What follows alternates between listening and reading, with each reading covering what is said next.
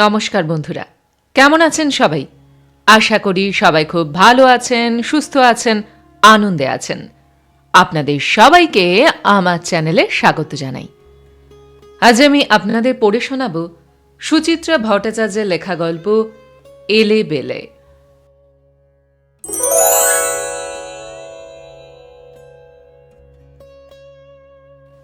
এই ছোট্টু, কি তখন থেকে রোড রেস খেলে যাচ্ছিস? কম্পিউটারটা এবার বন্ধ কর না। আর 5টা গেম দিদি, অনলি 5? না, আর একবারও না। রাত কটা বাজে খেয়াল আছে? মাত্র তো 10-15। কাল তো স্কুল নেই, সানডে। তাই বুঝি রাত দুপুর অবধি জ্বালাবি? আমার আর ভাল লাগছে না। তুই ঘুমিয়ে পড় না। মা বলেছে আজ আমি 10:30 অবধি খেলতে পারি। মা তো বলবেই, মার তো এখন খুশি খুশি। হ্যাঁ রে দিদি, মার যেন কি একটা হয়েছে, এখন সব সময় খুশি থাকে। সন্ধ্যাবেলা অফিস থেকে ফিরে আজ গান গাইছিল। বিকালে দুধ খায়নি বলে একটুও বকল না। একবারও গোমরা গলায় বলল না, ছোটু বিয়ে গুড বয়, অনেক ধাড়ি হয়েছে, দুধ নিয়ে আর হ্যাঙ্কি প্যাঙ্কি করো না। রাত্রিরে আজ খাইয়েও দিল হেসে হেসে। এখন ওরকম কত ঢং করবে, নাচবে, গাইবে, তোকে লাই দেবে, আমায় মিষ্টি মিষ্টি কথা বলবে। কেন কেন? উনি আবার বিয়ে করছেন যে। কি কি করছে? আহ, কম্পিউটারটা অফ করবি? সব কথা কি চেঁচিয়ে চেঁচিয়ে বলা যায়? তুই না, এবার শান্তি হয়েছে তো? হ্যাঁ, কি করছে মা? বিয়ে। যা, মা বিয়ে করতে যাবে কেন? করছে। তা হয় নাকি? মা কেন বিয়ে করবে? হাঁদার মতো কথা বলিস না তো। ইচ্ছে হয়েছে তাই করছে, প্রাণে পুলক জেগেছে তাই করছে। পুলকটা কি রে দিদি? ও একটা ব্যাপার আছে, তুই বুঝবি না। তুই যেন সব বুঝে উল্টে গেছিস। ভুলে যাস না ছোটু, তোর থেকে আমি 4 বছরের বড়। 4 years 3 months। আমি এখন 11+। তো তোর থেকে আমার বুদ্ধিও বেশি, বুঝিও বেশি। তোর মতো লেবদুষো নই, আমার চোখ কান অনেক বেশি খোলা থাকে। ব্যাস, তাতেই তুই জেনে গেলে মা আবার বিয়ে করছে। ইয়েস, নেক্সট মান্থে। নিজের কানে শুনেছি। দিদা ছোট দিদাকে টেলিফোনে বলছিল। কি বলছিল? গায়ের ওপর লাফিয়ে এলি কেন? সরে বস। দিদা বলছিল রুমুটা আর কতদিন একা একা থাকবে, সামনে গোটা জীবনটা পড়ে। মা, একা কোথায় রে দিদি, আমরা তো আছি, তুই, আমি, দিদা। কি করা যাবে? মা নিজেকে একা মনে করে। বিয়ে করে দোকান না হলে তার যে সুখ হচ্ছে না। দিদা বলছিল, আমি রুমিকে বলেছি মনস্থির যদি করেই থাকিস তাহলে আর দেরি করিস না। তোরও বয়স বাড়ছে, ছেলেমেয়ে দুটো বড় হয়ে যাচ্ছে। দিদার সঙ্গে ডিসকাস করেই নেক্সট মান্থে বিয়ের ডেট করে ফেলেছে মা। ও, কাকে বিয়ে করছে? গেস কর।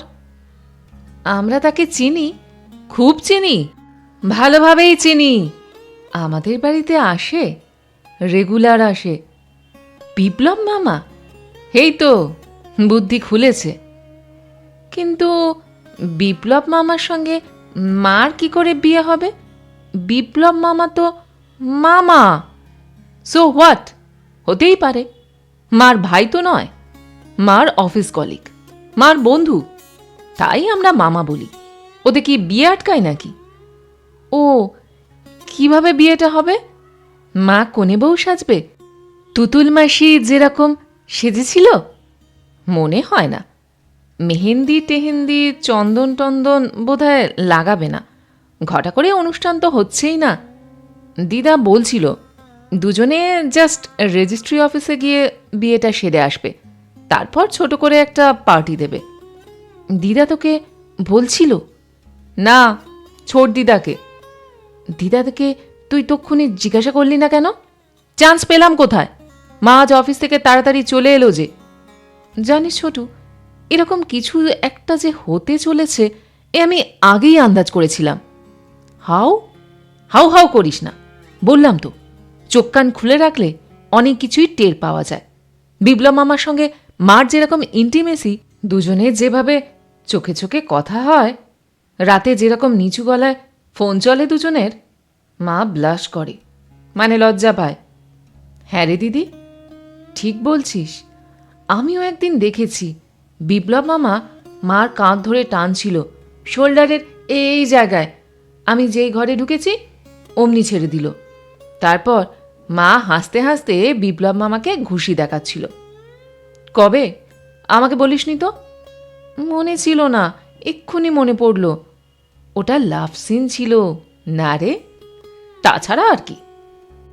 36 ইয়ারের একটা মা কি করে যে ওইসব সিলি সিন করে, করতে নেই না রে দিদি? জানি না, বাথরুম করে এসে বড় আলোটা নিভিয়ে দে, চোখে লাগছে। দিদি। বিপ্লব মামাকে কি বলে ডাকবো রে? মানে মার সঙ্গে বিয়ে হয়ে গেলে আর কি মামা বলে ডাকা যাবে? সে তোর যা খুশি তাই বলবি। বাবা, বাপি, ড্যাডি, পাপা।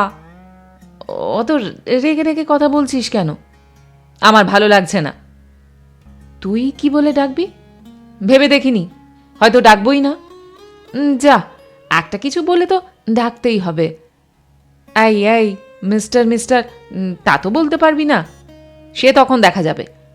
আমাদের ক্লাসের বৈজয়ন্তী তো তার স্টেপ ফাদারকে আঙ্কেল বলে, আমরাও তাই ডাকতে পারি। বিপ্লব আঙ্কেল, বিপ্লব আঙ্কেল। মন্ত্র জপছিস নাকি? না না, প্র্যাকটিস করছি। থাম তো এখন। কোথাকার কে একটা লোক উড়ে এসে জুড়ে বসেছে, তাকে নিয়ে মাথা কামানোর কোনো দরকার নেই। যা বলেছিস। বিপ্লব মামাটা কেন যে মার অফিসে ট্রান্সফার হয়ে এলো, আর এলো তো এলো, মারই বা কি দরকার ছিল তার সঙ্গে এত ভাব জমানোর? বড়দের কি কোনো সেন্স আছে?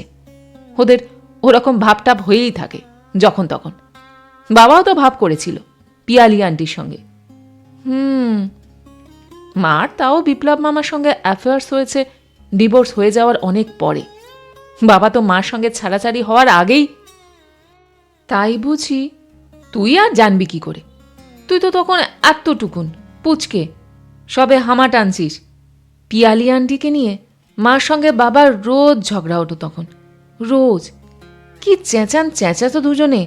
মা বলতো, তুমি একটা ডিভোর্স, আমার জীবনটাকে তুমি নষ্ট করে দিয়েছ।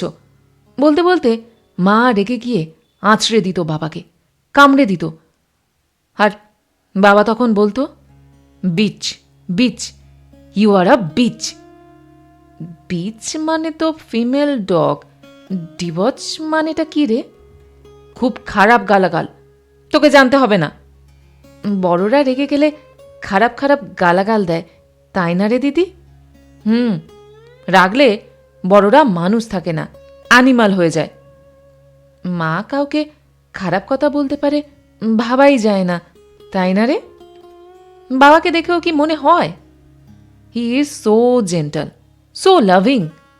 দেখছিস তো, বাবা যখন আমাদের নিজের বাড়িতে নিয়ে যায়, কি নর্মালভাবে কথা বলে আমাদের সঙ্গে। নেক্সট দিন বাবা আমাকে একটা মেটাল ব্লেড কিনে দেবে বলেছে। Metal blade? নিশ্চয়ই তুই চেয়েছিলি? না, বিলিভ মি, বাবা নিজে থেকেই। মা জানে? মাকে এসে বলেছিলি? না। দেখিস, মা না চটে যায়। একে মেটাল ব্লেড মা দু চোখে দেখতে পারে না, তারপর সেটা দিচ্ছে বাবা। এমনিতেই তো বাবা কোনো গিফট দিলে মার ভুরু কুচকে যায়।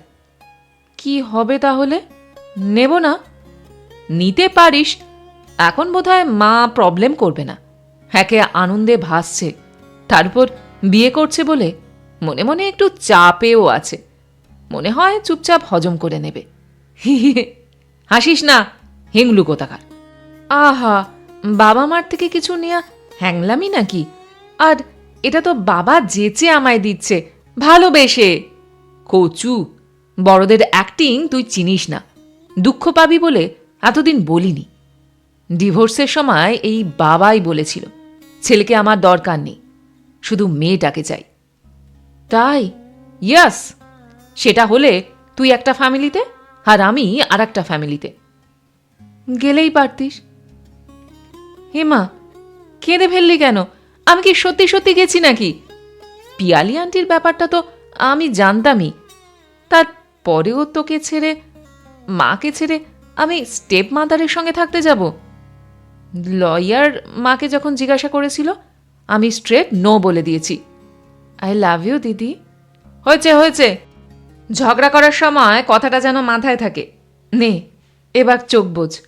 ও ঘরে টিভির আওয়াজ বন্ধ হলো। মা এক্ষুনি উঠে আসবে। ছোটু, ছোটু, ঘুমিয়ে পড়লি? না, ঘুম আসছে না রে দিদি। আমারও খালি হিজিবিজি চিন্তা মাথায় আসছে। মার বিয়ের কথা ভাবছিস? সঙ্গে আমাদেরও কথা ভাবছি রে। তোর কথা, আমার কথা, দিদার কথা। কি হবে আমাদের? কোথায় যাব? কিভাবে থাকব? কোথায় আবার যাব? এখানেই থাকব। কিন্তু মা কি বিয়ের পর আর এ বাড়িতে থাকবে? কেন থাকবে না? বিপ্লব মামা, ধরি বিপ্লব আঙ্কেল, না না, এখনো তো বিপ্লব মামা এখানেই তো চলে আসতে পারে। এখন আমরা 4 জন আছি, তখন 5 জন হব। ধুর বুদ্ধু, মার বর মার বাপের বাড়িতে থাকতে রাজি হবে কেন? তার নিজের ঘর বাড়ি আছে, মা বাবা আছে। সে চাইবে তার বউও সেখানে গিয়ে থাকুক। বিয়ের পর বউদের তো শ্বশুর বাড়ি চলে যাওয়াটাই নিয়ম। আর আমরা আমরা তখন কোথায় যাব? মা যদি নিয়ে যায় তো মার সঙ্গে। নিয়ে যায় মানে নাও নিয়ে যেতে পারে। কিছুই ইম্পসিবল নয়। যা, এরকম আবার হয় নাকি? মা এক জায়গায় আর আমরা অন্য জায়গায়? হতেই পারে। তোরা দিদার কাছে থাক। তোদের নিয়ে গেলে দিদা একা হয়ে যাবে। আমিই রোজ একবার করে তোদের দেখে যাব। হ্যাঁ দিদি, তুই সত্যি বলছিস? আমাকে ভয় দেখাচ্ছিস না তো? না রে, কথাটা মনে পাক খাচ্ছে তো, তাই বলে ফেললাম। কি হবে তাহলে? সহ্য করতে হবে, হজম করতে হবে। বড়রা যা ডিসিশন নেয় তাই তো আমাদের মানতে হয়। আচ্ছা দিদি, আর একটা কাজও তো করা যায়। কি? দিদাকেও যদি মা সঙ্গে নিয়ে যায় তাহলে তো আর দিদাকে একা থাকতে হয় না। আমরা সবাই বিপ্লব মামাদের বাড়িতে গিয়ে থাকব। হাসালি ছোটু। মেয়ের শ্বশুর বাড়ি গিয়ে দিদা থাকবে? মেয়ের শ্বশুর শাশুড়ির সঙ্গে হয় কখনো? কেন হয় না? বুড়ো বুড়িরা একসঙ্গে থাকাই তো ভালো। দিদা যাবেই না, দিদার একটা প্রেস্টিজ আছে। আর একটাও করা যায়, বিপ্লব মামা একটা আলাদা বাড়ি নিক, সেখানে মা, বিপ্লব মামা, তুই আর আমি থাকবো। দিদা এ বাড়িতে যেমন আছে থাকুক, ও বাড়ির দাদু দিদাও থাকুক নিজেদের বাড়িতে। বিপ্লব মামা আর মা তাদের দেখাশোনা করলেই তো হলো। দিদাকে একলা ফেলে চলে যাবি? কষ্ট হবে না? তাহলে আমরা কি করব? কোথায় যাব? দেখ মা আর বিপ্লব মামা কি ঠিক করে। বিপ্লব মামা তো খুব ভালো লোক, না রে দিদি? তাই তো মনে হয়। বেশ অ্যাফেকশনেট, কেয়ারিং। তাহলে নিশ্চয়ই আমাদের কথাটাও ভাববে। কি জানি, বড়দের মতিগতি বোঝা ভার। এই যে পিয়ালি আন্টি আমাদের সঙ্গে কি সুন্দর ব্যবহার করে। আমি ওদের ফ্যামিলিতে গিয়ে থাকলে ওকে ঠিক এমনটাই করতো। প্রথম প্রথম আদর যত্ন করতো হয়তো, কিন্তু তারপর ট্রিটমেন্টটা কি একটুও বদলে যেত না? অন্তত গাবলু হবার পর বিপ্লব আমাদের সংসারেও ওরকম একটা গাবলু টাবলু এসে গেলে আমাদের উপর কার কত টান থাকবে সন্দেহ আছে।